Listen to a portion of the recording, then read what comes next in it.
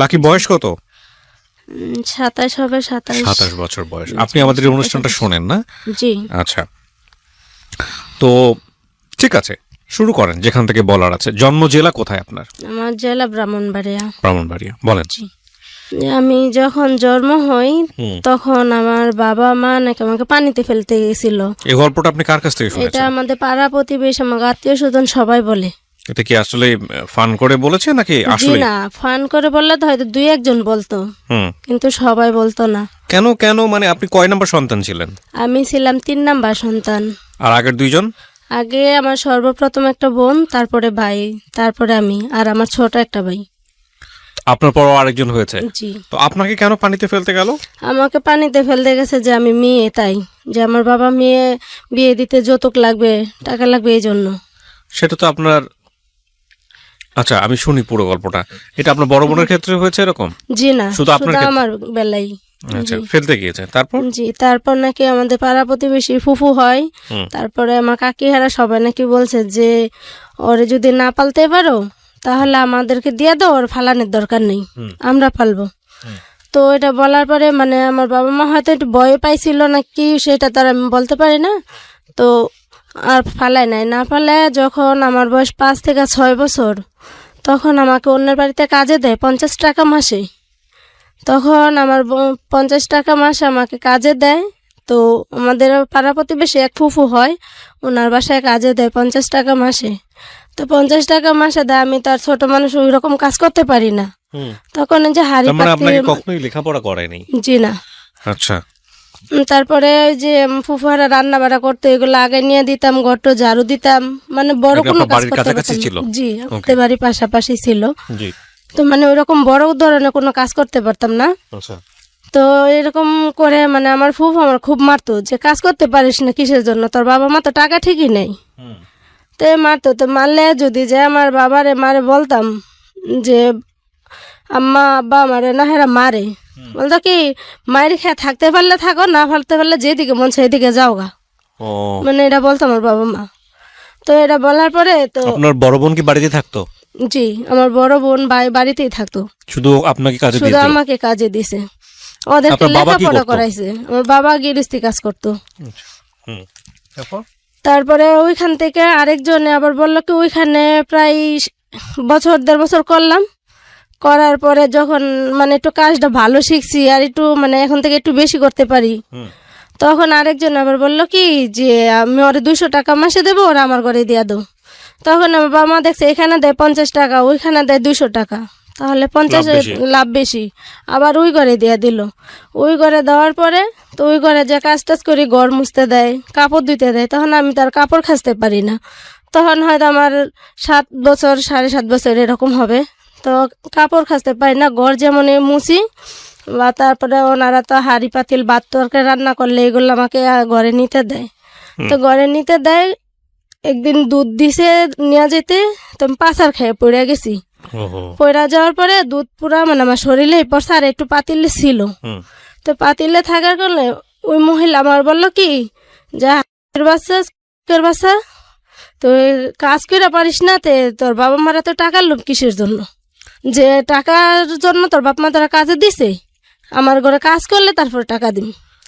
এ বললা উনি আবার কি করলো, দুধ পাতিলে যেটা ছিল ওইটা আবার আমার হাতে, এই যে হাতে মানে এই দিকটা আবার ডাইলা দিছে, ওইটা আবার হাতে পড়ছিল গরম দুধ, গরম দুধ। তো এটা পুরো একদম সাথে সাথে ঠসা উঠে গেছে। তারপরে আমার বাবার কাছে মার কাছে দৌড়ে গেছি কান্না করতে করতে, যে মা দেখো হ্যাঁ আমার মারছে আর দুধ ডাইলা দিছে আমার হাতের মধ্যে, হাত অনেক যন্ত্রণা করতেছে। তখন আমার বাবা আবার কি করলো, পিড়ার মধ্যে বসা ছিল, ওই পিড়াদ আমার বাড়ি দিছে।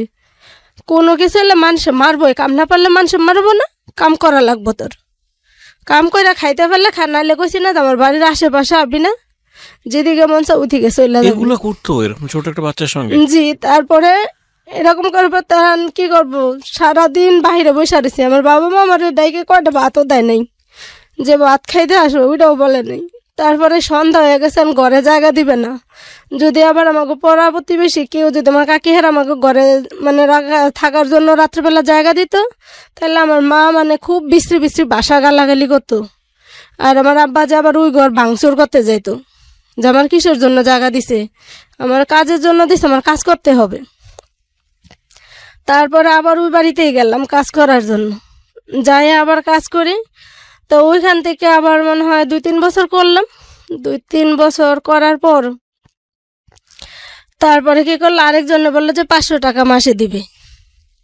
তখন 500 টাকা দিবে, তখন আর ওই ঘর আমার রাখবে না, তখন ওনার ঘরে 500 টাকা দিল। 500 টাকা, উনি আবার চেয়ারম্যান ছিল, 500 টাকা মাসে দিবে। এখন বইলা নিচে নেওয়ার পরে উনি আর আমাকে টাকা দেয় না। টাকা দেয় না, যে সরকারি যত চাউল, আটা, এগুলো গম দেয়? এগুলা দেয়, মানে টাকার পরিবর্তে ওইগুলা দেয়। হুম। তো ওইগুলা দেয়, ওইগুলা দিতেই তো এখন দেখে যে আমার বাবা মা যে হেরা তো ক্যাশ টাকাটা পাইতেছে না, হ্যাঁ তো দরকার ক্যাশ টাকার, হ্যাঁ তো চাউল ডাউলের দরকার নাই। হুম। তারপরে এখানে 5-6 মাস রাখলো, রাখার পরে ঢাকা একজনের বাসায় দিয়া দিল 1000 টাকা মাসে। আচ্ছা। আবার ঢাকা দিল 1000 টাকা মাসে। তো উনি আবার পুলিশে চাকরি করতো, আমাদের সম্পর্কে কাকা হয়, আচ্ছা। গ্রামবাসী, পুলিশে চাকরি করতো। তো ওনার এখানে নিয়ে আসলো। তো ওনার এখানে আনার পরে সব কাজই করতে পারি, এখন একটু বড় হয়েছি, 10 বছর এরকম হয়েছে, সব কাজ করতে পারি। তো কাজ করতে পারি, কিন্তু ওই লোকটাও খুব ভালো ছিল, মানে আমার কাকা যে উনি উনি বা ওনার ছেলেরা খুব ভালো ছিল, কিন্তু ওনার বউটা একটু জল্লা টাইপের ছিল।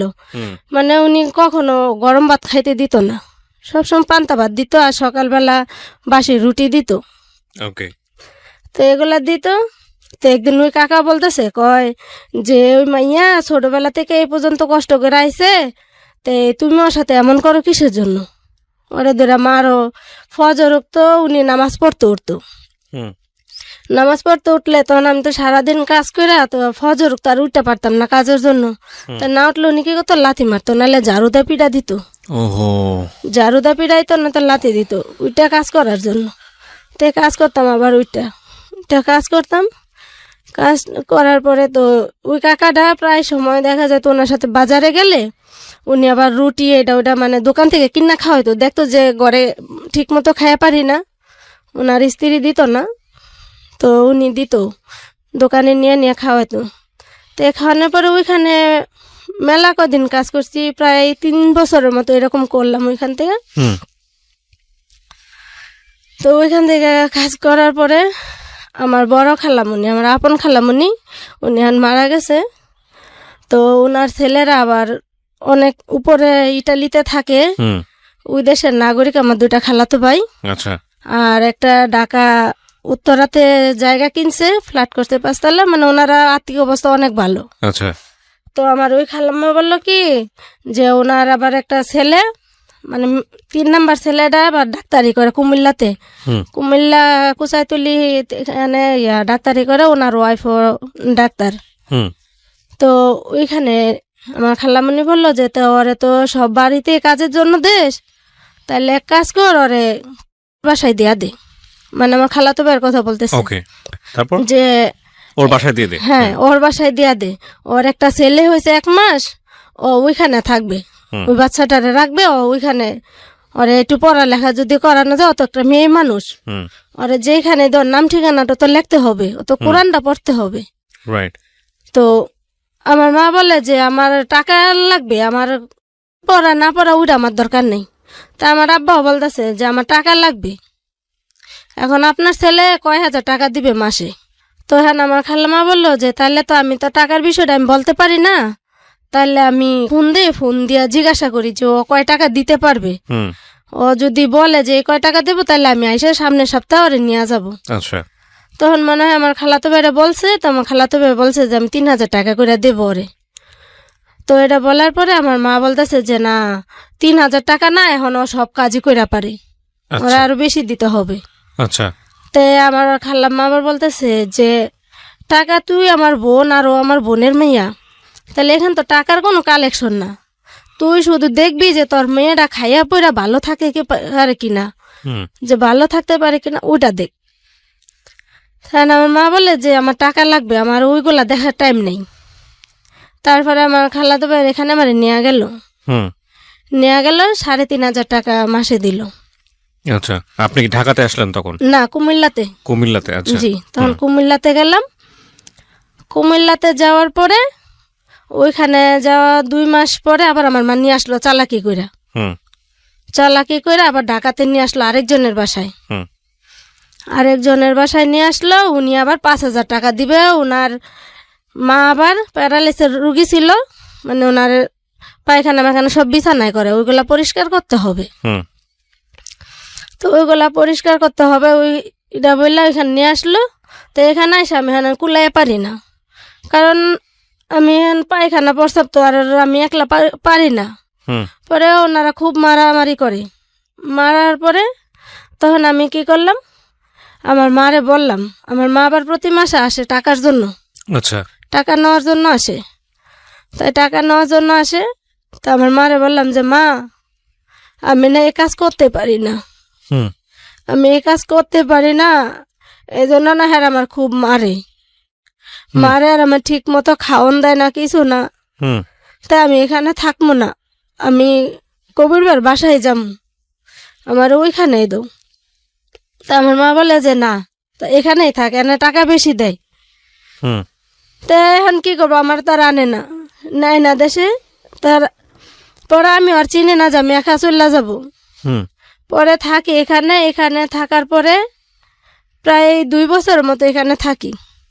এখানে থাকার পরে আবার কুমিল্লাতে যাই। আচ্ছা আবার কুমিল্লাতে যাই, আমার খালাম্মার সাথে আবার বাড়িতে যাই বেড়াইতে, মানে Okay. ঈদের সময় বাড়িতে বেড়াইতে যাই। ওকে যাওয়ার পরে আমার খালামুনি আসে আবার আমাগো বাড়িতে, আমার নানার বাড়ি আর আমাগো বাড়ি পাশাপাশি বাড়ি।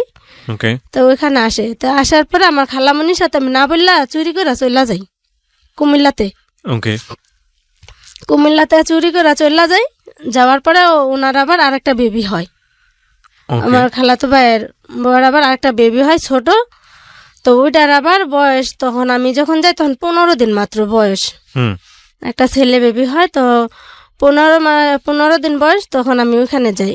যাওয়ার পরে কবির ভাই বলতেছে যে এখন তো আমার 2টা বাচ্চা, হুম তাহলে যদি অন্য বাহিরের মানুষ রাখি তাহলে দেখা গেল যে আমরা 2 জন যাবো গা অফিসে, যে কাজের মহিলারা রাখলাম চিনা না জানান, যদি আমার বাচ্চা নিয়ে যায় বা বিক্রি করে দেয় তখন কি করব। হুম। তো একটা কাজের বুয়া রাখলো আর আমারে রাখলো।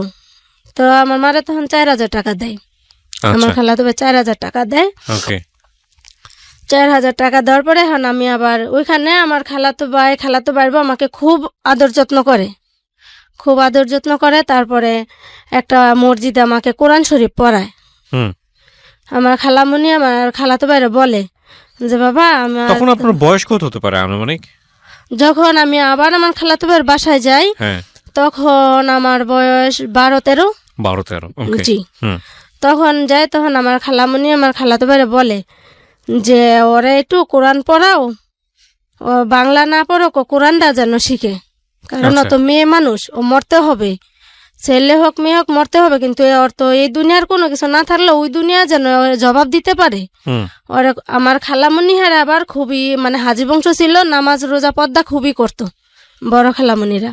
হুম তো বললো যে ওরা একটু কোরআন অন্তত কোরআনটা শিখাও, আর ঘরের মধ্যে ওর নামটা সিগনেচারটা শিখাইও। হুম তো আমার খালাতো ভাই বলছে ঠিক আছে। তে আমার খালাতো ভাই আর ভাবি আবার আমারও খুবই যত্ন করতো, মানে আমারে খুব মানে এত পরিমাণে যত্ন করতো যে কোনো দিন আমি কারোর কাছ থেকে পাইনি, আচ্ছা মানে সব দিক দিয়ে খাওয়ানে পরনে সব দিক দা। আমার ভাবি যখন অফিস থেকে আসতো সব সময় আমার জন্য হয়তো 2টা সিঙ্গারা নয়তো 2টা সমোসা, বা আমার ভাইয়া আসলে নিয়ে আসতো, হুম বা যে কোনো একটা ফল টল আনলে সব সময় আমার হাতে দিত, হুম। বলতো তুমি আগে খাও, তুমি খাওয়ার পরে যা থাকবে তখন আমরা খাবো। ওকে কিন্তু আমার ভাইয়া ভাবি কখনো আমার কাজের মেয়ে পরিচয় দেয় নাই। সব সময় যখন আমি বাবুর আবার দুধ খাওয়াতে নিয়ে যেতাম আমার ভাবির কাছে, সকাল 10টা বাজে, যদি 2টা পর্যন্ত ডিউটি হইতো তাহলে সকাল 10টা বাজে নিয়ে যেতাম, আর যদি 2টা থেকে ডিউটি আবার রাতের 8টা পর্যন্ত হইতো তাহলে 5টার দিকে নিয়ে যেতাম। ওকে তাই নিয়ে যাওয়ার পর ওইখানে সবাই জিজ্ঞাসা করতো যে নয়নে কে, তখন আমার ভাবি সবসময় বলতো যে এটা আমার ছোট ননদ, আচ্ছা আমার ছোট ননদ বলতো। তো ওখানে কাজ করলাম, ওইখানে কাজ করার পরে ওইখানে প্রায় 4-5 বছর করছি ওখানে। 4-5 বছর করার পরে তো আমার এই খালা টাকাটা চলে যেত আপনার পরিবারে, রাইট? জি, ওকে এই টাকা প্রতি মাসে আমার মা এসে নিয়ে যেত। আচ্ছা মানে আমার মা মাস শেষ হইতে না হইতে আমার মা এসে হাজির হয়ে যেত টাকার জন্য। আচ্ছা টাকার জন্য আসতো তো টাকা দিয়া দিত। তো একদিন আমার খালামণি খুবই অসুস্থ হয়ে যায়। মানে আপন খালা? জি, আমার আপন খালা। হুম। তো আমার খালামণি খুবই অসুস্থ হয়ে যায়। তো আমার খালামণি তো দেশে থাকে, আর আমরা ওইখানে কুমিল্লাতে আমার ভাইয়ের সাথে থাকি। তো আমার খালামণি যখন অসুস্থ হয়ে যায় তখন খালামণির আবার কুমিল্লা ট্রিটমেন্ট করার জন্য নিয়ে যায় আমার খালাতো ভাই আর ভাবি। নিয়ে যাওয়ার পরে ওনার আবার ক্যান্সার ধরা পড়ে। ওহো। তাই ক্যান্সার ধরা পড়ার পরে এখন মানে উনি ওই রকম একবারে বেশি অসুস্থ না, আবার একদম সুস্থও না, হুম। মোটামুটি আছে। তখন মেডিকেলে ভর্তি করালো, তখন আমি আবার আমার খালামণির যায় সেবা করি, মানে ওনারে যতটুক হেল্প করার দরকার ওইটুক করে মাথাটাতে আশ্রয় দেই বা গোসলটা করাই দেই। তো আমার খালামণি মানে আমার প্রতি খুবই সন্তুষ্ট ছিল। তো সন্তুষ্ট হয়ে আমার খালাতো বাইরে বলে, যে বড় খালাতো বাইরে বলে, যে এটা ইটালির নাগরিক, ওইটারে বলে যে বাবা ওর তো কোনো গতি নাই, কারণ ওর তো যে অবস্থা, ওর কোনো দিকেই নাই, ওর বাপ মা যে ওরে বিয়ে দিবে বা কিছু ওটা দেখতেছি না। তো বাবা এক কাজ করিস, আমি তোর কাছে কোনো কিছু চাওয়ার নাই, যদি আমার আরেকটা মেয়ে থাকতো বা তোর আরেকটা বোন থাকতো, আমার খালাতো বোন আবার 2টা আর আমার খালাতো ভাই 4টা। তো আমার খালামণি বললো যে তোর যদি আরেকটা বোন থাকতো তাহলে ওইটারও তো তোরা দেখতি, তাহলে এখন মনে করবি যে ও তোর বোন, মানে বিয়েটা দিয়ে দে। হ্যাঁ, ওর বিয়ের খরচা আছে এটা তোরা দিবি, তোরা ওরে দেখে শুন না ভালো জায়গায় একটা বিয়ে দিস, যেন স্বামী সংসার সুন্দর মতো কইরা খাইয়া পারে, যেন ভাতের কষ্টটা না করে। আচ্ছা। এরা বললো আমার খালামণি আমার খালাতো বেড়ারে যে ও যেন ভাতের। আমরা যেখানটায় ছিলাম তারপর তো এটা বলার পরে তো আমার খালাতো বেড়া বললো যে মা তুমি টেনশন করে না, ওর বিয়ের যা খরচা লাগে ওটা আমি দিমু।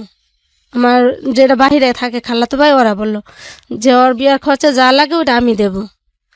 তো হ্যাঁ, আমার মারে আবার আমার খালামণি আবার ফোন দিয়ে নিছে, নেওয়ার পরে আমার মারে কইলো কি যে তুই ওরে নিয়ে টেনশন করিস না, আর এক কাজ কর, তুই এখন ওর টাকাটা নিস না, ওর টাকাটা এখানে থাকুক, জমক কয়টা টাকা, ওর যখন তোরা ভালো দেখে একটা বিয়ে শাদি দেখ, একটা ছেলে দেখ, যদি ভালো হয় সব দিক দা, ছেলেটা তোর শিক্ষিত না হোক, তোর যদি গৃহস্থী থাকে ভালো মতো খাইতে পারো 3 বেলা, ওই রকম একটা ছেলে দেখা ওরে বিয়ে দিস, টাকা পয়সা যা লাগে আমার ছেলেরাই দিবে। আচ্ছা। এখন আমার মা তো লোভে পড়ে গেছে যে টাকা পয়সা দিয়া দিবে। এখন আমার মা কি করলো, আমার মা মনে হয় এসে আমার বাপের সাথে বুঝলো যে এখন ওর বিয়ে দিলে টাকা পয়সা দিবে। তখন কি করলো, আমাদের পাশের গ্রামে আমার বিয়ে ঠিক করে লাইলো, মানে আমারে নিয়ে গেল বাড়ি থেকে।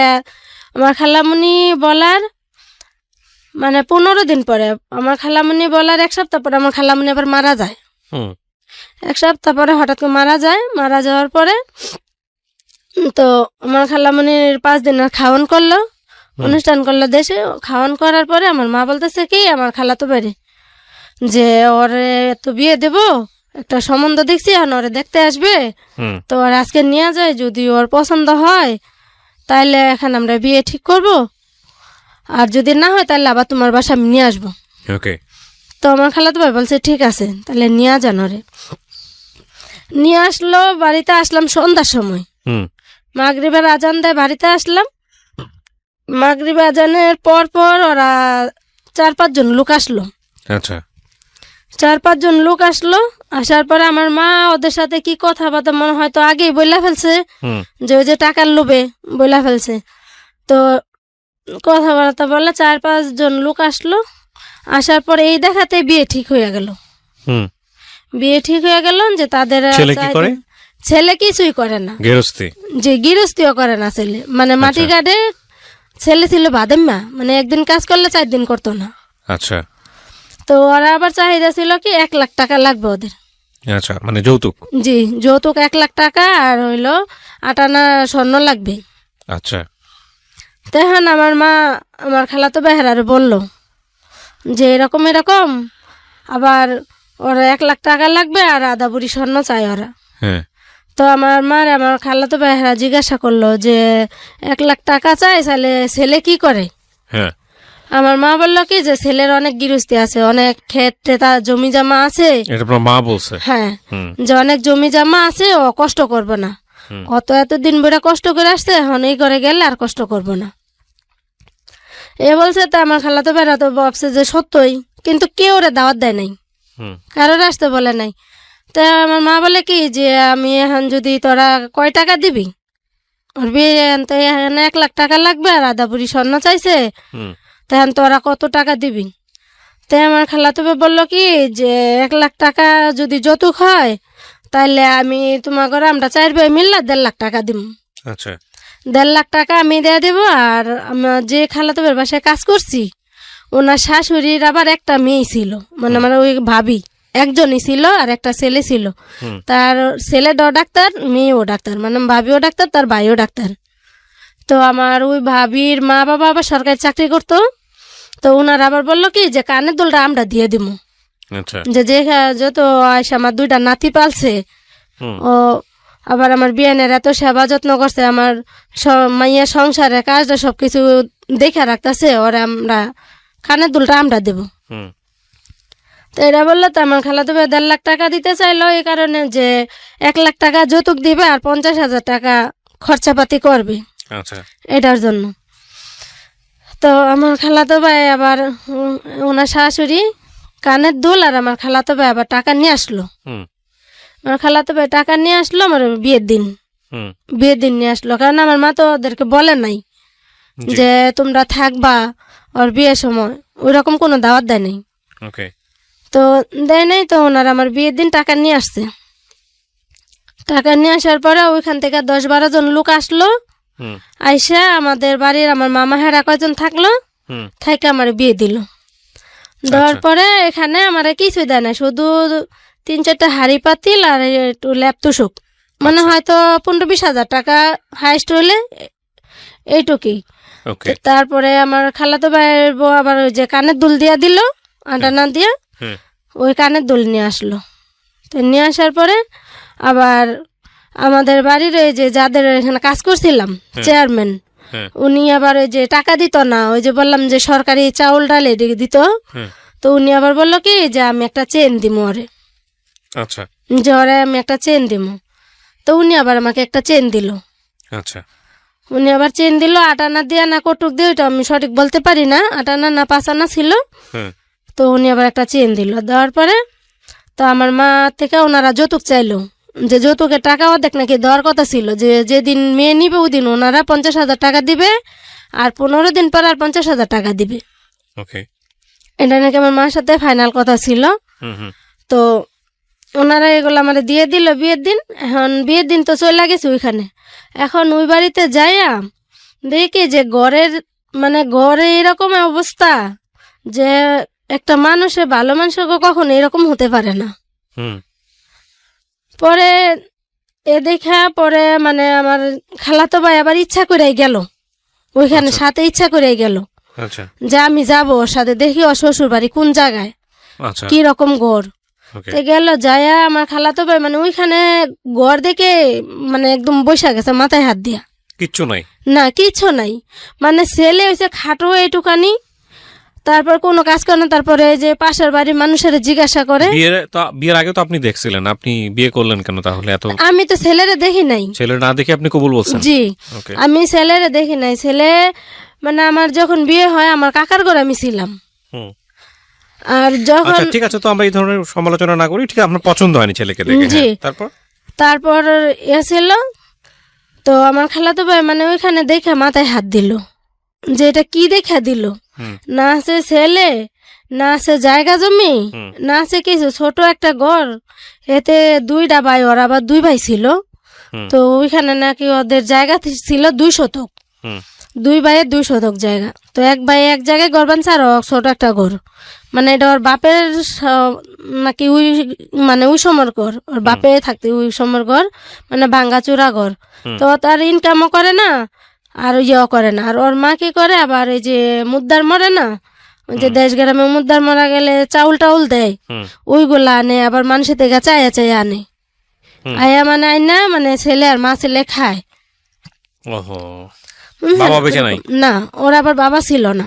আচ্ছা, আর এরকম বড় একটা ভাই সম্বন্ধ আলাদা ছিল। আপনার মা কেন কেন ইয়ে করলো আমি বুঝলাম যে না। মানে এরকম দিছে কিসের জন্য, যে ওইখানে দিলে যৌতুকের টাকাটা হেরার দিবে না আমার মা। সে টাকাটা তো আপনার ইয়েরাই দিয়ে প্রথম কথা হচ্ছে যৌতুক আচ্ছা ঠিক আছে, যেখানে নেসেসিটি নোজ নো ল, সেটা তো আপনার মামারাই দিয়ে দিচ্ছে, তারপর যে আপনার মা এটা কেন? মানে ওনারা দিতেছে আমার মামার, আমার খালাতো ভাই হেরা তো দিতেছে আমার সুখের জন্য, হ্যাঁ, কিন্তু আমার মা তো ওই টাকাটা দিবে না। আমার মার কথা হলো যে এই টাকাটা হে রেখে দিবে, উনি দিবে না ওই টাকাটা। আচ্ছা, টাকাটা তো ওরা না আমার মার হাতে দিছে, ওকে, তো ওই টাকাটা দিল না, না দেওয়ার পরে তো আমার খালাতো ভাই আর কিছু কইলো না। ওকে, ওইখানে চুপ করে থাকলো, থাকার পরে আইসা পড়লো। তো ওইখানে আমি থাকলাম। এখন আমি কান্দি যে বাপের বাড়ি তো এরকম সারা জীবন কষ্ট করে আসলাম, এখন খালাতো ভাইরা টাকা দিল, তাও বাবা মা একটা ভালো ছেলে দেখে ভালো দুই বেলা দুই মুঠ ভাত খাইতে পারবো ওই রকম দেখে একটা বিয়ে দিল না। তো ওই রকম ভাবে কান্দি, তো আমার খালাতো ভাই আমার বলে তুই কান্দিস না, টেনশন করিস না, আল্লাহ ভরসা একটা যদি ওই টাকা দিলে 1 লাখ টাকা দিলে দরকার হলে একটা দোকানপাট দিয়া ওরকম ব্যবসা করে খাইবো, হুম, আর যদি আর কিছু বড় লাগে দরকার হলে আমি বইরা দিম টাকা। হুম, তো ওরা বললো, তো বলার পরে যাক ওইখানে থাকলাম। পরের দিন আবার আমাদের বাড়ি আসলাম। হুম, পরের দিন আসার পরে তো আমার খালা তো ব্যাপার আমার মারে জিজ্ঞাসা করে, খালা তুমি জরে বিয়া দিলা কি দেখে দিলা? তখন আমার মা বলে কি আমার তো ওই ঘর দেখায় না, অন্য বাড়ি দেখাইছে, মানে খুব বংশং শুরু করছে। হুম, তো আমার খালা তো বলে থাক, ওর কপালে যেটা আছে ও যেটা হওয়ার ওইটা হয়েছে, তাহলে এখন এক কাজ করো, আমি যখন টাকাটা আমরা যখন দিছি ওই টাকাটা এমনিতে দিও না, এমনিতে দিও না, এমনিতে না দিয়া তাহলে ওই টাকাটা দেওয়ার একটা দোকানপাট নিয়ে দিলে ও একটা ব্যবসা বাণিজ্য করে খাইবো, ও অন্তত ফাঁকে 2 বেলা ডাইল ভাত খাইয়া পারবো। হুম, তো এরা বললো, বলার পরে তো আমার খালাতো ভাইয়ের সাথে আমার মা সেই ঝগড়া, কেন বললো এই কথা, তোরা উস্কানি দিতাছিস মাইয়ারে, এ করস তোরা টাকা দিছিস দিকে কি উস্কানি দিবি নাকি এটা ওইটা, হুম, মানে ওদের সাথে ইচ্ছা মতো মানে এত খারাপ ব্যবহার। তখন আমার খালাতো ভাই রাগ করে চলে গেল, ওকে, চলে গেল যে তোমার মেয়ে তুমি যেটা মন সেটা করো, আমাদের টাকা দেওয়ার দরকার, মারে কথা দিছি আমরা টাকা দিয়ে দিছি, হুম, এটা বললে ওনারা চলে গেল। চলে যাওয়ার পরে এখানে আসি যাই, এখন আমার মা তার টাকা দেয় না, টাকা দেয় না। পরে যখন 2-3 ফিরে আসছি, হুম, আসার পরে আমার মা কি করলো, ইয়া করছে, মা এক কাজ করো, ও তো অভাবের সংসার, কানে গলা জিনিসগুলা খুললা থুইয়া যাও, আচ্ছা, জিনিসগুলা খুললা থুইয়া যাও, নাহলে হ্যাঁ গোর অভাবের সংসার বিক্রি করে খাইয়া লেব। ওকে, তা না আমি তো ভাবছি যে হয়তো বিক্রিও করতে পারে, কারণ ওর তো কিছু নাই, আবার সবাই বলতেছে যে তোমার বাবা মা কি দেখে ওর কাছে বিয়ে দিছে, ও একদিন কাজ করলে 4 দিন কাজ করে না, হুম, বাড়ি নাই ঘর নাই। হুম, পরে বলতেছে, তো আমি ভাবছি যে হয়তো আমার মা তো হয়তো এখন আগে যাই করছে, এখন হয়তো আমার জন্য ভালোর জন্য এটা বলতেছে। হুম, তো মারে কি করলাম, বিশ্বাস করে কানে গলা জিনিসটা খুইলা দিয়া গেলাম। খুইলা দেওয়ার পরে এখন মা ওইগুলা বিক্রি করে ফেলছে, বিক্রি করে ফেলছে। তখন যখন 15 দিন হয়েছে, তখন ওরা টাকার জন্য বলতেছে আমার মারে, আমার বাপেরে, যে আমার ঘরে টাকা দেন, আপনাদের তো কথা ছিল যে বিয়ের দিনে 50,000 টাকা দিবেন, হুম, তো আপনারা বলছেন যে ম্যানেজ করতে পারেন নাই, 15 দিন পরে দিবেন। তখন 15 দিনও গেল, 1 মাস হয়ে গেল, তখন টাকা দেন আমার ঘরে। তখন আমার আম্মা বলতেছে কি, আমার আব্বা আর আমার আম্মা, যে দেখো এখন তো টাকা এরকম ম্যানেজ করে পারতেছি না, ওরা তো টাকা দেওয়ার কথা ছিল, হুম, কিন্তু এখন তো টাকা দিতেছে না, সময় লাগবে, হুম, সময় লাগবে। তাই ন করতে হয়েছে অভাবের সংসার, হুম, কারণ অভাবে পড়লে মানুষের যা হয়। এখন আমাকে বাড়িতে নিয়ে মারধর করে, হুম, মারধর করে টাকার জন্য। তোর বাবা মা টাকা দেয় না কিসের জন্য, তোরা তো আমি বিয়ে করছি টাকার জন্য, ওকে, তোর বিয়ে করছি টাকার জন্য, তো তোর বাবা মা টাকা দিবে না কিসের জন্য। হুম, তো এটা বলার পরে মারধর করে। তো বাড়িতে আসি, আইসা আবার আব্বা আম্মারে বলি যে মা তোমরা টাকা পয়সা দাও না, আবার আমার জিনিসগুলো রাখা দিছ, এই জন্য আমার শাশুড়িও আমারে মারে আর হাজবেন্ডও মারে, হুম, তে ওদেরকে টাকা কিছু দিয়া দাও, কারণ তোমার ঘরে তো টাকা হারা দিয়াই দিছে, হুম, তেন টাকাগুলো ঘরে না রেখে কিছু টাকা দিয়া দাও যেন আমারে না মারে। তা আমার আচ্ছা। মা কয় কি, যে না না আগে আমি দেখি যেন সংসার হইব কি না, হুম। তারপর টাকা দিম। এখন যদি অগরে টাকা দেই তাহলে তো ওরা টাকা খাইয়া ফেলাইলে পরে যদি তুই সংসার না করে পারস, তা আমাকে সংসার করে পারবো না কে? বিয়া যখন দিছো তাহলে তোমার সংসার করাই লাগবে। তুমি টাকা দিয়ে দাও, তারপরে আমি দরকার হলে কাজ করে খাবো, সমস্যা নেই। হুম। পরে এটা বলার পরে আমার মা টাকা দিবে না। টাকা দিবে না, আমার মা বলে কি জামার পক্ষে যদি টাকার লেগে হস তাহলে আমার বাড়ি যেন নদী পারে এই পারাবি না, মানে নদীর ওই পার আমার বিয়া দিছে আর এই পার আমার বাপের বাড়ি। ওকে। বলা যে নদী পারে এই পারাবি না। তো এখন এইদিকে বাপ মারও কইতে পারি না, ওই দিক দিয়ে ওরারও কিছু বলতে পারি না। পরে এমন করতে করতে 6 মাস গেল। 6 মাস গেল গা, টাকা দেয় না। না দেওয়ার পরে এমনিতে আমার বাচ্চা কনসেপ্ট করে, কনসেপ্ট করার পরে মানে ওরা তো এখন আরো টাকার জন্য আরো উইটা পড়া লাগছে। হুম। উইটা পড়া লাগছে আর প্রতিদিন মারধর করে। পরে এমন করতে বাড়িতে আসি, আবার বাড়ি থেকে আবার 2-3 দিন থাকলে আমার মা আবার করে অত্যাচার। হুম। তখন আবার যাই ওই বাড়িতে। এমন করতে করতে বাচ্চা 5 মাস 6 মাস পেটে, তখন 6 মাস পেটে, তখন আর কুলাইয়া পারি না। এই অবস্থায় না খাওয়ারও কষ্ট করি, আবার মায়েরও খাওয়া লাগে, তখন কি করব? হুম। পরে আবার বাড়িতে আসি। বাড়িতে আসার পরে আমার বড় ভাই আবার চট্টগ্রামে থাকে, ওনার ওয়াইফ আর উনি চট্টগ্রামে থাকে, আর আমার ছোট ভাই যেটা এটা পরে হুম। আয়ে পরীক্ষা দেয় তখন। হুম। পরে ইয়া করার পরে বাড়িতে আসলাম। বাড়িতে আসার পরে 2 দিন থাকলাম বাড়িতে। হুম। 2 দিন থাকার পরে আমার মা আমার খুব জ্বালা যন্ত্রণা দিতেছে। বিয়া দিছি, স্বামীর ঘর কইরা পারস নাই, আল্লাহ এখন আমার ঘরে আয়া পড়ছস, আল্লাহ এই বাড়ির যা, নাহলে 2 চোখ যেদিকে যা সেদিকে জাগা। পরে এমন কথাতে পরে গেলাম আমার বড় ভাইয়ের বাসায়, পলাইয়া গেলাম আমার কাকির থেকে 500 টাকা নিয়া। আমার কাকিরে বললাম যে কাকি আমার 500 টাকা দাও। তো আমার কাকি কয় তোর 500 টাকা দিমো, তাহলে তোর 500 টাকা দিলে হুম। তুই তো টাকা দিয়া পারবি না, কারণ তোর বাপ মাও দিব না, তোর বাপ মার কাছে যা চাইও পারবো না, হুম। তাহলে তুই কি করবি? তখন আমি বললাম কি যে কাকি আমার গলায় তো একটা রূপার চেন আছে আর আমার নাকের নাকফুলটা আছে, এটা রাইখে আমার 500 টাকা দাও। হুম। আমি দরকার হইলে ঢাকা যে আমি নাইলে আমি বাইরের কাছে যে কাজ করে খাবো।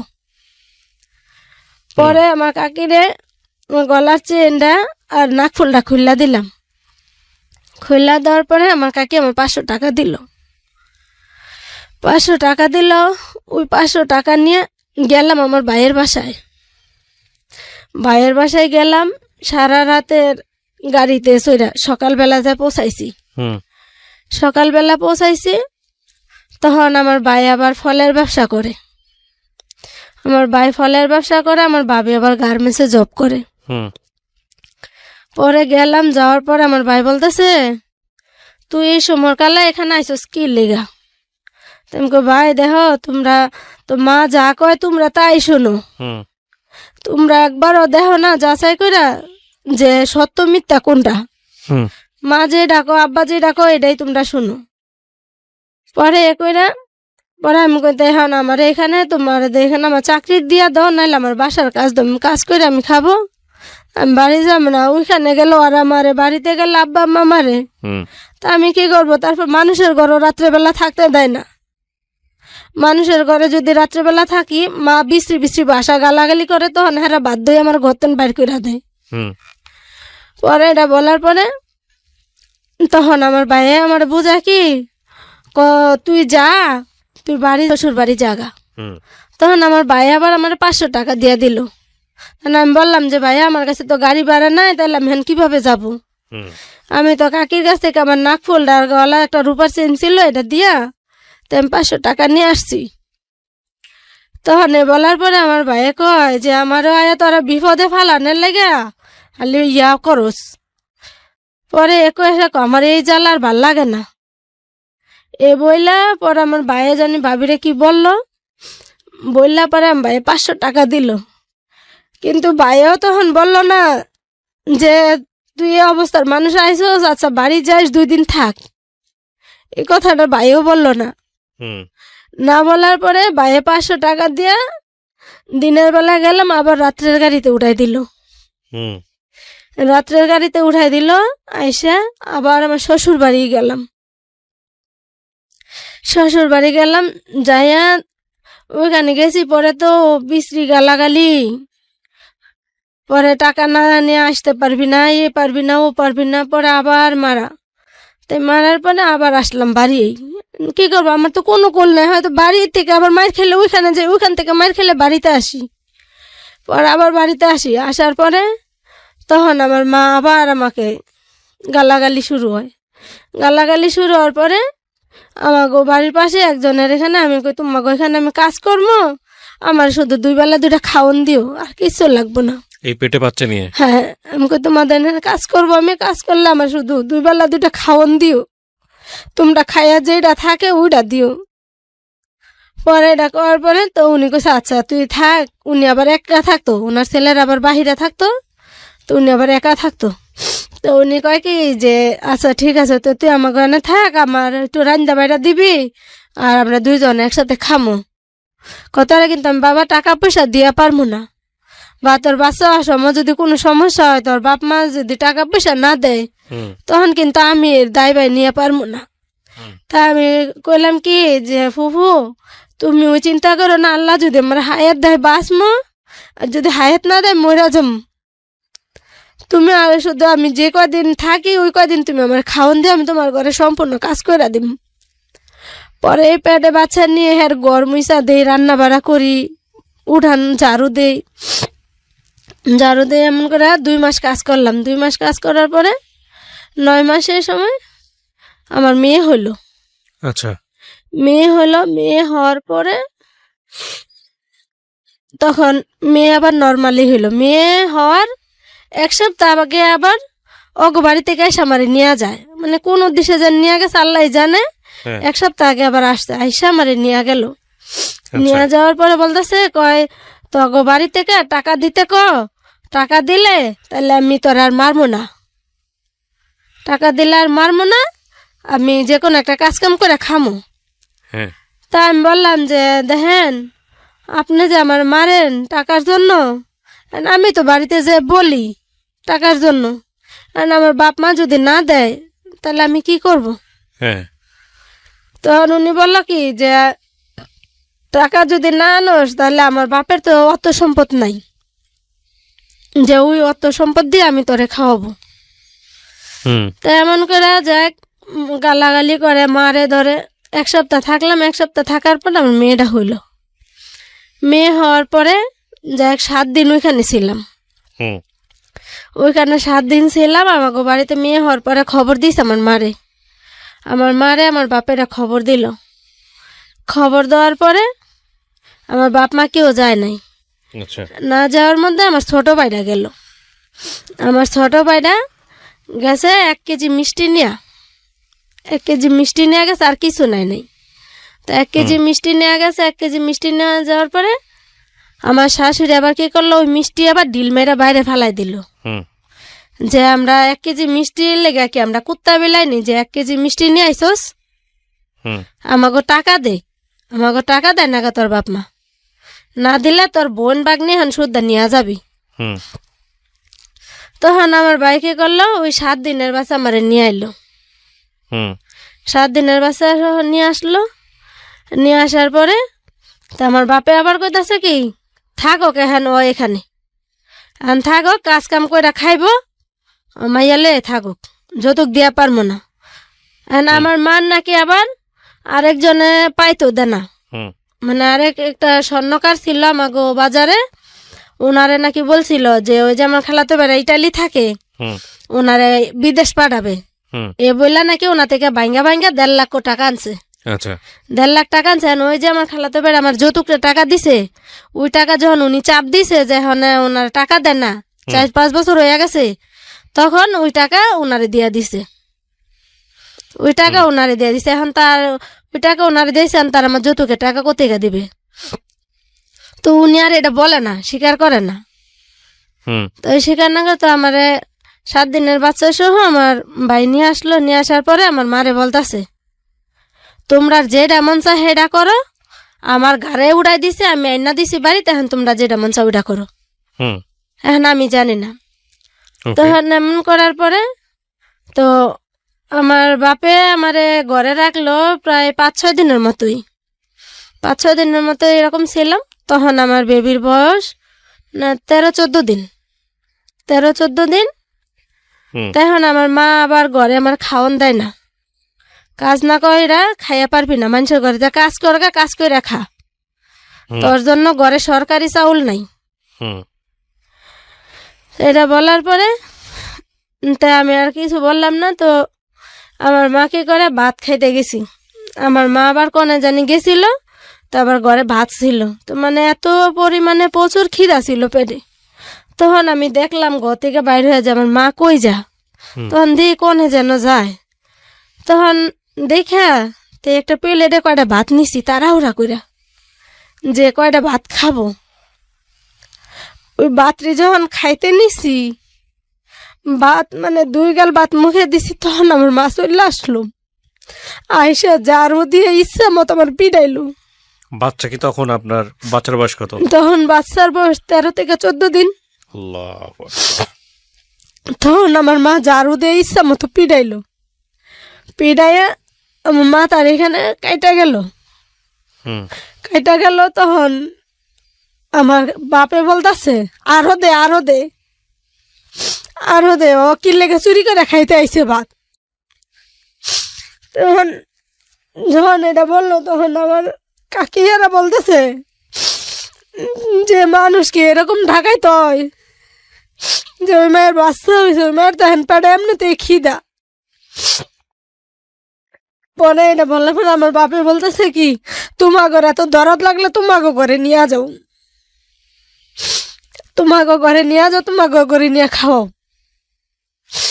এ বলার পরে তখন আমার কাকি এবার কইতাছে, এই তুই বাইরে আয় পর, তুই আমাকে ঘরে কাজ কর, কাজ করে খা, তাও তো শরীরটা একটু আরাম পাইবি। তখন আমার কাকির ঘরে কাজ করি খাই। তখন আমার বাপ মা কয় না যে যাক রাগের মাথা যেটা কইছি তুই এখন ঘরে আয়। তখন অনেক শীত, পুষ মাসে শীত। তখন আমার কাকির এখানে 2 মাস কাজ করলাম, খাইলাম। এখন খাওয়ার পরে আমার চাচা তো বোনে কইতাছে, তুই এক কাজ কর, তুই গার্মেন্টসে আয় পর, গার্মেন্টসে আয়। তখন আমার মারে মনে আমার কাকি কইছে যে ওরে গার্মেন্টসে পাঠাই দাও, তোমরা বাচ্চাটা তোমরা পালো, ও যদি যা গার্মেন্টসে চাকরি করে হুম। তাহলে ও নিজেও খাইয়ে বাইসে পারবো, তোমাকেও টাকা পয়সা দিয়া পারবো। তখন আমার মা রাজি হয়ে গেল এক চান্সে, যে গার্মেন্টসে গেলে এখন টাকা বেশি আসবে, সে টাকা নিবে। তখন কি করলাম, এমনকার আমার 2 মাসের বাচ্চা, ওইটার আমার মা আমার আব্বা বললো কি যে তুমি গার্মেন্টসে যাও গা, যাইয়া চাকরি করো, আমি বাচ্চা আমি পালমু, বাচ্চা আমি পালমু। তখন আমি কই যে ওটুকু বাচ্চা তুমি কেমনে পালবা, ও তো আর ফিটার খাইয়া পারে না, ওর তো ফিটারও খাওয়াই নেই, কয় এমনিতেই খাইব। পরে তখন মানে আমারও রাগ লাগছে যে কোনো করলে নাই, এখন আমার তো নিজেরও তো জীবন বাঁচানো লাগবে। হুম। তখন বাপ মার কাছে দিয়েই গেলাম, যা আচ্ছা তাহলে তোমরা রাখো, তাহলে ওরে সুজি মুজি খাওয়াইয়া তে আমি যাই। পরে আমি আবার বাড়িতে আবার 4-5 দিন থেকে ওরা আবার সুজি রান্না খাওয়ায়, একটু মানে সুজি খাওয়া অভ্যাস করছি। অভ্যাস করে তখন আমি আবার গার্মেন্টসে গেলাম আমার চাচাতো বোনের সাথে। হুম। গার্মেন্টসে গেলাম, যে চাকরি করি, চাকরি করি এমন করতে করতে প্রায় 7-8 মাস হইল। আচ্ছা। গার্মেন্টস করি 7-8 মাস হবে। তো মার সাথে ফোনে কথা বলি, বেতন পেয়ে টাকা দিয়ে দেই। তো আমার চাচাতো বোনদের শুধু আমি খাওয়ার টাকা দেই 3000 টাকা, থাকা খাওয়া সম্পূর্ণ মিলাইয়া 3000 টাকা দেই, তেল সাবান ও সব কিছু। ও 3000 টাকা নেয়, আর বাকি টাকা আমারে দেয়া দেয়। তো বাড়িতে ওই পাঠায়, ওর মার কাছে টাকা পাঠায়ও, তো ওই টাকার সাথে আমার টাকা সহ আমার মারে পাঠায় দেয়। হুম। তো পাঠায় দেয়, পাঠানোর পরে তো এমন হতে এখন আমার মা যখন আমার মেয়ের 8-9 মাস বয়স হয়েছে, তখন মানে আমার মা কি করলো যে এখন ওই মেয়ে রাখবে না, এখন ওরা বাড়ি থেকে তো এখন বলতেছে যে আপনারা যৌতুক দেন, নাইলে আমরা মাইয়া কি করবেন করেন। হুম। তো বলার পরে এখন আমার মা বলতেছে আমার মেয়ের আমি ভাত খাওয়াবো না। তো আমি কিছুই জানি না ওই দিক দিয়া, আমি কিছুই জানি না। আমি ভাবছি হয়তো আমি এখানে রাগ করে গার্মেন্টসে যাই চাকরি করি, এদিক দিয়ে হয়তো কয়টা টাকা গুছানো হইলে হয়তো কয়টা টাকা দিয়া বা চলে যাব, মানে ওইটা আমার ইচ্ছা ছিল, ওইটা যে টাকা ইনকাম করলে হয়তো নাই তো ওরে আমি চট্টগ্রামে নিয়ে যাব, নিয়ে 2 জনে মিলে কাজ করব। তো এটা করার পরে তো আমার মা এদিক দিয়ে কি করলো, ওরে বললো কি যে তুমি ওরে ডিভোর্স দিয়া দাও, তুমি ওরে ডিভোর্স দিয়া দাও, কারণ তোমার তো আমরা টাকা পয়সা দেই নাই, তোমার টাকা পয়সা দেওয়া লাগবে না, টাকা পয়সা দেওয়া লাগবে না, ওরে ডিভোর্স দাও। তখন আমার মা হেরা নাকি ডিভোর্স দিছে। তো হেরা তখন টাকা পয়সা লাগে নাই, ডিভোর্স দিয়া দিছে, কারণ হ্যাঁ আমি বাড়িতেও নাই, আর আমি হ্যাগোর সাথে কারোর সাথে যোগাযোগও করতে পারি না, কারণ না মোবাইল নাম্বারও নাই আমার কাছে, কোনো যোগাযোগও করতে পারি না। আমার মারে বললাম, মা বলে যে ওই নাম্বারে এখন আইনা পারবো না, মানে এমন করে খালি ঘুরায়, নাম্বার দিবে না ওরা। তো ওরা এখান থেকে ডিভোর্স দিছে। ডিভোর্স দেওয়ার পরে তো আমি কিছুই জানি না যে এরা ডিভোর্স দিছে আমারে। ডিভোর্স দেওয়ার পরে মানে 5-6 মাস পরে ওই ছেলে আবার অন্য জায়গায় বিয়ে করছে। আচ্ছা। অন্য জায়গায় বিয়ে করছে। তো আমার ছোট ভাই আমারে বলতেছে, কয় মানে আপনার হাজবেন্ড না, মানে আমার ছোট ভাই বলতে আমার হাজবেন্ড অন্য জায়গায় বিয়ে করছে আমার ডিভোর্স দিয়া। ওইটাই বলতেছি, মানে আপনার হাজবেন্ড একটা বিয়ে করছে, আপনাকে নিউজটা দিছে, কিন্তু আপনি তখনো দেখেন নাই? না না আচ্ছা, না, তারপর? আমি চট্টগ্রামেতেই আছি। পরে আমার ছোট ভাই আমাকে বলতেছে, কয় করছে লাকি একটা কথা। আমি কই কি?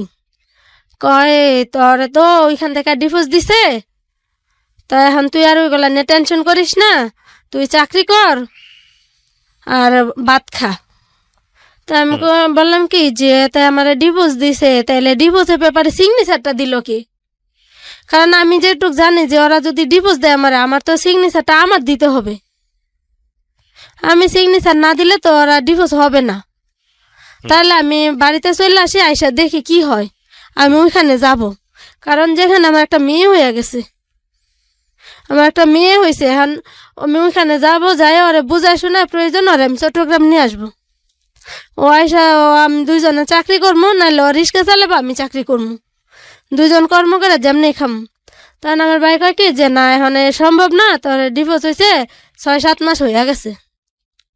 আমাকে 6-7 মাস হয়ে গেছে, তাহলে তুই আমার এতদিন তো জানাস নাই, মাও কয় নাই, আব্বাও কয় নাই, তো এর কারণ কি? তখন কি তোরা জানা নাই হর। তখন আমার মারে আমি বললাম, আব্বারে বললাম যে আব্বা ওরা না ডিভোর্স দিছে, তাহলে ডিভোর্সের পেপার পাইছে না, 7-8 মাস হয়ে গেল, তাহলে এর মধ্যে আপনি আমারে কইলেন না, মাও কইল না, তাহলে ডিভোর্সের কাগজটা সিগনেচার কিরা দিছে? তা আমার বাপে কয় কি, ওটা তো আমরাও জানি না, ডিভোর্সের কাগজ আসছে এই পরশু দিন, এতে দেখি যে তোমার আরো 7 মাস আগে ডিভোর্স হয়ে গেছে। তা আমি কই এটা তো কোনোদিন সম্ভব না, কারণ ডিভোর্স দিতে গেলে আপনার আরে লাগবে, আমারে লাগবে, বা ওরা যে কোনো একটা চেয়ারম্যানের মাধ্যমে দিছে, চেয়ারম্যানে তো আপনার করে জানাইছে, না জানাই তো ডিভোর্স তো সরাসরি আয়া পড়ে না। তখন আমার আব্বা কি করলো, ফোনটা কাইটা দিল, কাইটা দিয়ে এখন আমার ফোন আর ধরে না।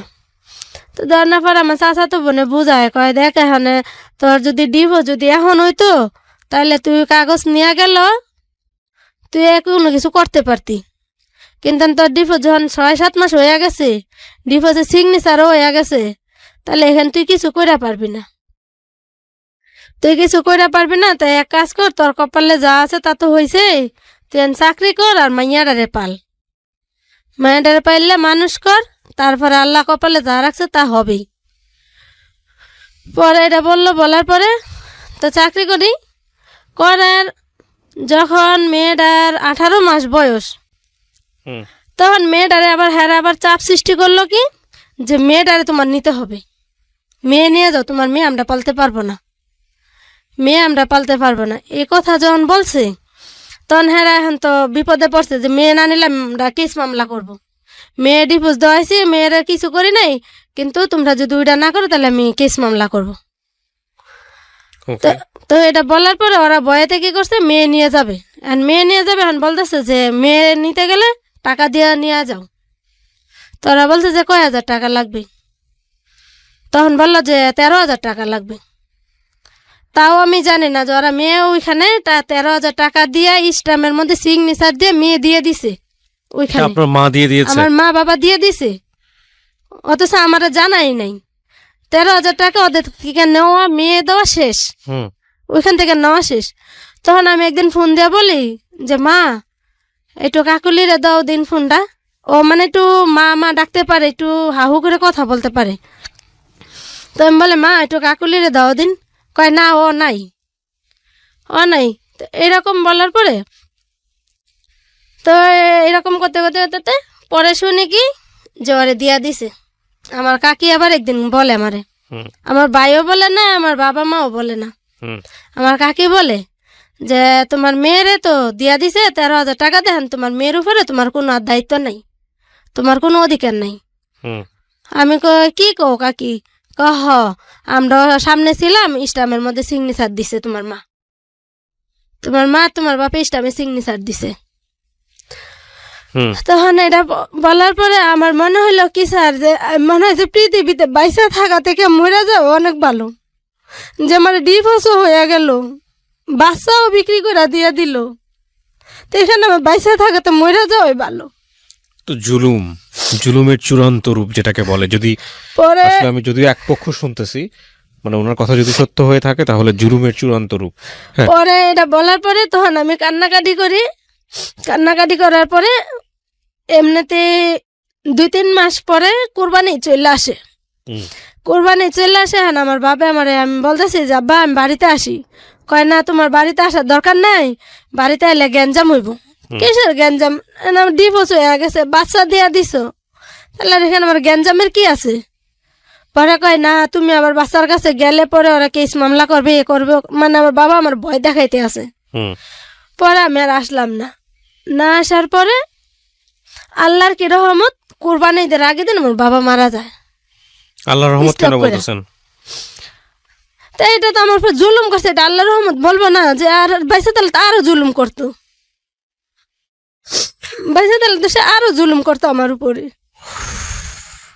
পরে আমার আব্বা কোরবানির আগের দিন মারা যায়।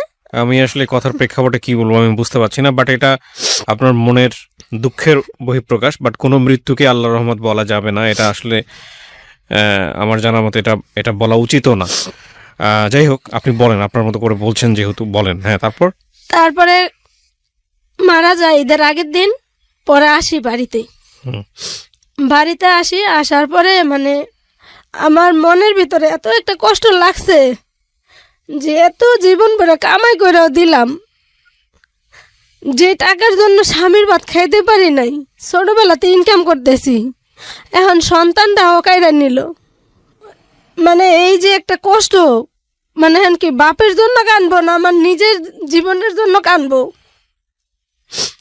ওরা কান্না করতেছি।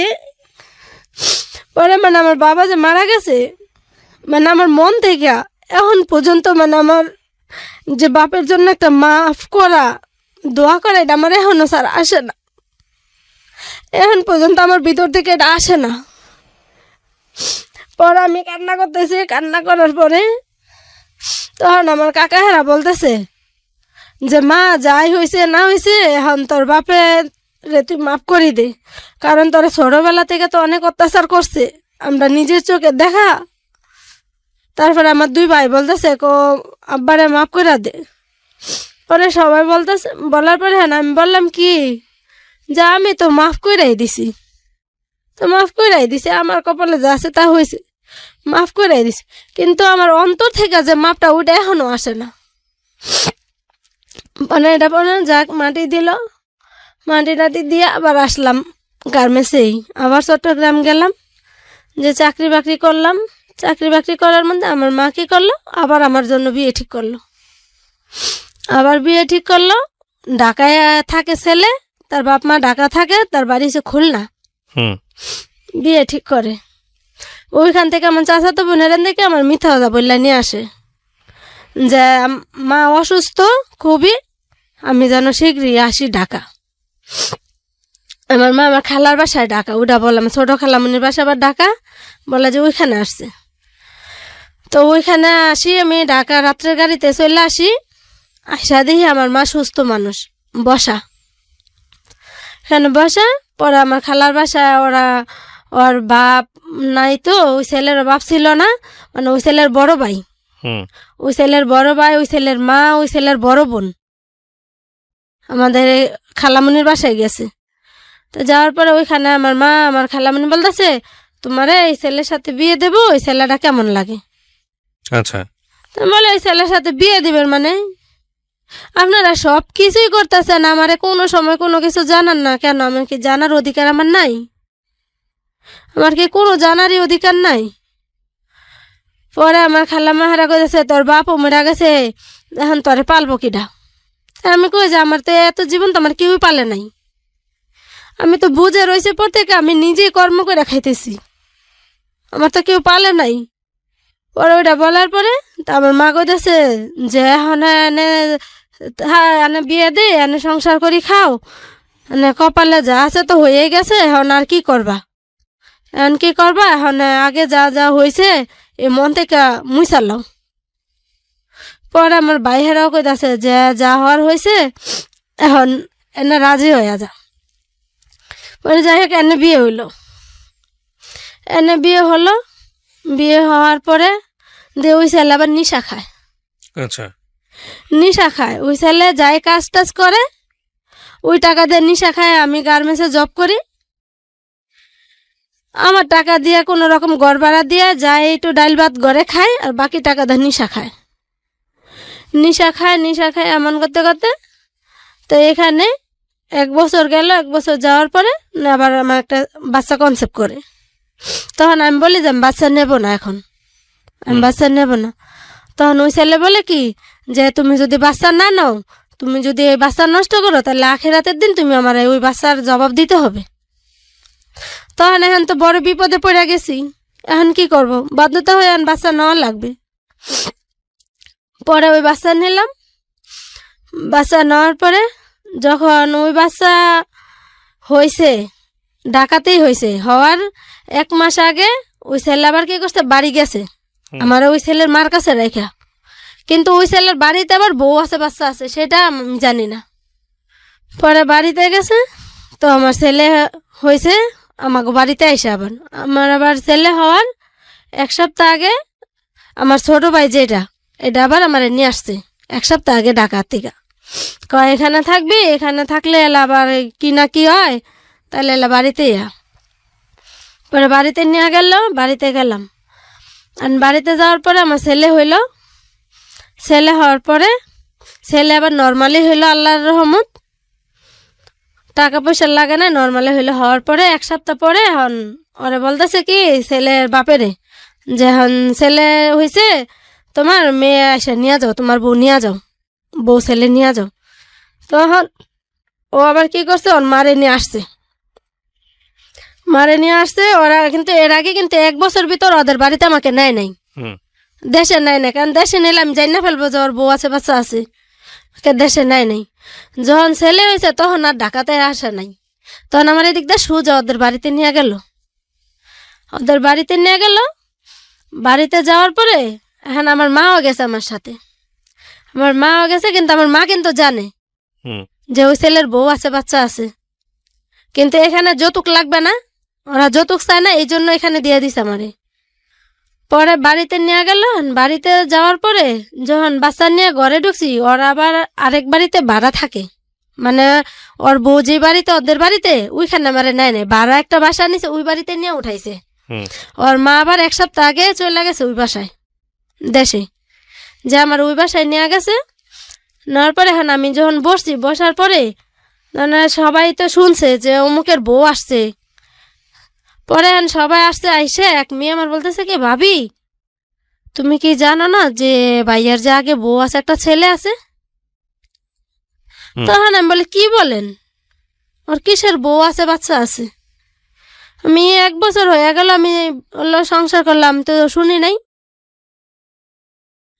পরে এটা বলার পরে আমার শাশুড়ির আমি জিজ্ঞাসা করি যে মা, আপনার ছেলে নাকি আগে বউ আছে, একটা ছেলে আছে? তখন কই আমার তো এতদিন বলেন নাই। তোমার মা আর তোমার বাইরে সব জানে, তোমার মা তোমার বাইরে সবাই জানে, তোমার কইতে না করছে লেগে আমরা কইনি। তখন আর কি করব, পরে এখন তার এখানে আর আমার কিচ্ছু বলার নাই। পরে ওই ছেলে পরের দিন ওই ছেলের বউ আসছে, বড় বউ আসছে, বড় বউ আসছে ওই ছেলে নিয়ে আসার পরে ওই মেয়ে বলতেছে, কেন অত প্রায় প্রায় আসতো, আবার বাড়িতেও আসতো। তখন আমার বলতো কি যে দেশে যে আমার ভাল লাগে না, বাড়ি থেকে একটু ঘুরে আসি, ওইটা বললেও মানে দেশে আসতো। তখন আমি ভাবতাম যে হয়তো দেশের জন্য টান থাকতেই পারে, দেশে আসতো। তো আমি যখন ওই ছেলে আর ওই ওর ওয়াইফ আসলো, আসার পরে আমারে বলতেছে, কয় তুমি একটা মেয়ে, আমিও একটা মেয়ে, তুমি একটা নারী হয়ে আরেকটা নারী সর্বনাশ কেমনে করলা? এই যে আমার একটা ছেলে, তুমি এর উপরে কেমনে বিয়া বইলা? তখন আমি বললাম যে দেখুন, আমি কিন্তু জানি না, আপনি ওরা জিজ্ঞাসা করেন বা শাশুড়িরে জিজ্ঞাসা করেন, ওরা কিন্তু কেউ আমারে বলে নাই। যদি আমি জানতাম তাহলে আমি বুঝি যে একটা সংসার ভাঙা কি কষ্ট, তাহলে আমি কখনো, আমি একটা মেয়ে হইয়া আর যেখানে তোমার বাবা মা নাই, আমি কোনোদিনও তোমার সংসার ভাঙতাম না। পরে এটা বলার পরে তখন ওই মেয়ের হয়তো কি শিখাই দিছে নাকি আমি তো আর জানি না, ওই মেয়ে নিজের ইচ্ছে কি বলছে। তখন ওই মেয়ে আমার বলে কি যে আচ্ছা যাই হোক, এখন হইয়া যখন গেছে, এখন দুইজনে মিল্লা জিল্লা সংসার করবো, দুইজনে বোনের মতো সংসার করবো। তুমি দেখো আমার তো মা বাবা নাই, আমার বাবা মা মারা গেছে, আর আমার কোনো ভাইও নাই, আমার একটা বোন শুধু, ওই বোন আর বড় আর ও হয়েছে ছোট। তখন আমি বললাম ঠিক আছে, তখন আমি আর কিছু বললাম না। পরে 2 দিন থেকে ঢাকা চলে আসি। ঢাকা আসার পরে আর আমি বলি যে তুমি যে বাড়িতে বিয়ে করছো, বউ আছে, তো তুমি তো আমার বললা না, তুমি তো আমার বললা না, তাহলে তুমি না বললে সেটা এমন একটা কাজ করলা, তুমি আমার জীবনটাও নষ্ট করলা, ওই মাইয়ের জীবনটাও নষ্ট করলা। তাহলে তুমি তো ইনকাম যেই কয় টাকা করো তুমি নিশা খাইয়ে শেষ করে ফেলাও। তাহলে ওই মেয়েটাও দেশে ওই পোলা ঢালে কষ্ট, আমারও এখন বাচ্চা লইয়া কষ্ট করা লাগবে, আমি এখন চাকরিও করে পারবো না, তাহলে আমি কি করবো? জন রেডি করছে, এখন ওই বউ প্রেশার দেয়, প্রেশার দেওয়ার পর ও কি করলো, পলাই গেল গা, ও গেল পলাইয়া। কত সালের গল্প এটা আনুমানিক? এটা আজ থেকে কয় বছর আগের? 4 বছর আগে। 4 বছর আগে। আমি গল্পের একেবারে শেষের দিকে চলে আসছি, তো আমি কটা কোশ্চেন করি আপনাকে। জি। এই হাজবেন্ডের সঙ্গে কি আপনি এখন আছেন নাকি ওনার জি সঙ্গে না। ডিভোর্স হয়ে গেছে? ওনার সাথে ওই divorce বাচ্চাটা কি আছে আপনার কাছে? জি, আচ্ছা। ওই বাচ্চা আছে, ওই বাচ্চা আমার মা বিক্রি করছে, ওই বাচ্চা বিক্রি করছে, পরে ওই ছেলের বাবা এসে আবার ওই ছেলেরে নিয়ে গেছে। ও আপনার দ্বিতীয় সন্তান কি নিয়ে গেছে ওই ছেলের জি। বাবা? পরে আচ্ছা। আবার আমার মা এখন আবার নিয়ে আসছে, আবার এখন নিয়ে আসছে। আপনি বর্তমানে আপনার যিনি সাথে করে নিয়ে আসছেন উনি কি আপনার হাজবেন্ড? জি। কতদিন হলো বিয়ে করেছেন? ওনার সাথে আমার বিয়ে হয়েছে 3 বছর। 3 বছর। ওনার সঙ্গে সুখে সংসার করতেছেন? জি। ওনার অনুমতি আছে? আপনি রেডিওতে গল্পটা বলেন। জি। উনি জানতো পুরো গল্পটা? জি। আচ্ছা, তো এখন আপনি কি করেন? এখন আমি এতদিন গার্মেন্টসে জব করছি, এখন 1 মাস যাবো তো আমাকে গার্মেন্টসে জব করতে দেয় না। উনি কি করেন? ও টাইসের কাজ করে। টাইলসের কাজ করে। উনি সমস্ত গল্প জানে আপনার? জি। বর্তমান সংসারে কোনো বাচ্চা কাচ্চা আছে? জি না। বাচ্চা কাচ্চা নাই। জি না। তো আপনার 2টা বাচ্চা, প্রথম বাচ্চাটা কোথায় আছে আপনি জানেন না? জানেন কি? প্রথম বাচ্চা এখন শ্বশুর বাড়িতে। শ্বশুর বাড়ি মানে হচ্ছে হলো ওর বাবার কাছে, বাড়িতে। যেখানে বিক্রি করে দিয়েছিল ওখান থেকে নিয়ে আসছে ওর বাবা। জি। আর দ্বিতীয় বাচ্চা যেটাকে বিক্রি করে দিয়েছে আপনার মা, সেটা এটা এখন বর্তমানে আমার কাছে আছে। আপনার মার কাছে আছে? জি। এটা কি আপনার সঙ্গে থাকে? আপনার সাথে যোগাযোগ আছে? আমার সাথে যোগাযোগ আছে বলতে মানে আমার সাথে যোগাযোগ করলে শুধু টাকা চায়, আচ্ছা, যে টাকা দাও। কিন্তু আপনার তো বাচ্চা, আপনাকে তো দেখে দেখে শুনে হ্যাঁ। রাখতে হবে। তাই আমি টাকা দেই, আমি প্রতি মাসে টাকা দিই, বা আমি আর হাজবেন্ড ওরে না জানাই আমি টাকা দিই, কারণ ওটা তো আমার সন্তান, ও তো আর সন্তান না এটা। আমি তারপর ও থেকে লুকাই লুকাই আপনি টাকা আজকে দিই। এই গল্পটা কেন বললেন? মানে গল্প রেডিওতে আপনি যেহেতু আসছেন এই পর্যন্ত, আমি ধন্যবাদ জানাই। আপনার এই গল্পের সাথে সমাজের একেবারে প্রান্তিক পর্যায়ের অনেক মেয়ের জীবনের গল্প অনেকখানি মিলে যাবে আমি জানি। আপনি কেন বললেন আজকে রেডিওতে এই গল্প? আমি এই গল্পটা এই জন্যই বললাম যে আমি একটা মেয়ে হওয়ার কারণে আমার বাবা মা আমাকে একটু অবহেলা করে এই পর্যন্ত আনলো, কারণ আমি একটা মেয়ে, কারণ আমার মতো এরকম যেন কোনো বাবা মা কোনো মেয়ে হইলে এরকম অবহেলা না করে। কারণ একটা মেয়ে সেও একটা মানুষ। কারণ আমার জায়গা থেকে আমি বলি, কিন্তু আল্লাহর কাছে আমি হাজার হাজার শুকরিয়া আদায় করি, আমার জীবনে এত কিছুর পরেও কিন্তু আমি কোনোদিন খারাপ পথে যাই নাই। হুম। এই জন্য আমি প্রত্যেকটা মা বোনরে বলি যে না, আমার মতো এরকম কষ্ট কোনো মেয়েরা না দেয়, আর মেয়েরা যদি এরকম কষ্ট পায় আমার মতো যেন কর্ম করে খায়। এটা খুবই দুঃখজনক প্রিয় দর্শক এবং শ্রোতা। আপনারা হয়তো যারা একেবারেই গ্রাম অঞ্চলে বড় হয়েছেন, খুবই দরিদ্র পরিবার সম্পর্কে যারা জানেন কিংবা যারা শোনেন, তারা হয়তো এই গল্পটাকে অনেকখানি রিলেট করতে পারবেন। এটা যেহেতু এই অনুষ্ঠানের সবচেয়ে বড় সীমাবদ্ধতা হচ্ছে এটা একপাক্ষিক বলা। এই একপাক্ষিক বলার জায়গাটি সবসময় অসম্পূর্ণ। এখানে যদি ওনার বাবা মা সবাইকে যদি মুখোমুখি করা যেত তাহলে হয়তো গল্পটা অন্যদিকে মোড় নিত। তবে এটা ঠিক, যেই রূঢ় বাস্তবতা এখানে উঠে এসছে, সেই রূঢ় বাস্তবতা বা এর চাইতেও কঠিনতম সময়, এর চাইতেও কঠিনতম বাস্তবতাকে আমাদের সমাজে মেয়েদেরকে ফেস করতে হয়। আমরা যতই বলি যে নারী উন্নয়ন হচ্ছে, নারী উন্নয়ন হচ্ছে, এই প্রান্তিক পর্যায়ের মানুষদের যেই সামাজিকতা বা একটা কন্যা সন্তান জন্ম হলে তার প্রতি যে দৃষ্টিভঙ্গিটা জন্মে যায়, সেটার পেছনে অনেকখানি সামাজিক কাঠামো দায়ী, অনেকখানি সামাজিক কাঠামো দায়ী।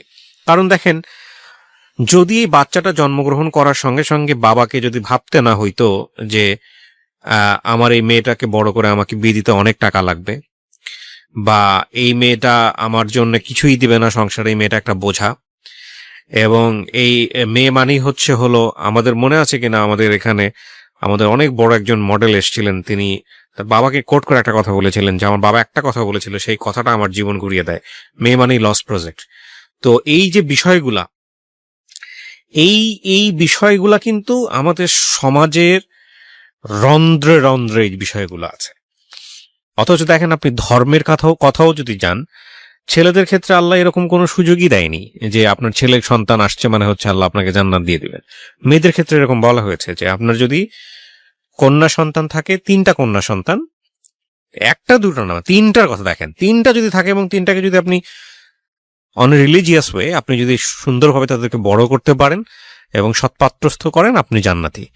শুধু 3টার জায়গায় না, আপনি 2টার জায়গা হলেও আল্লাহ এই কথা দিয়েছে এবং 1টার জায়গা হলেও ওয়াদা দিয়েছে। তার মানে কি পরিমাণ সম্মান তাদেরকে দেওয়া হয়েছে।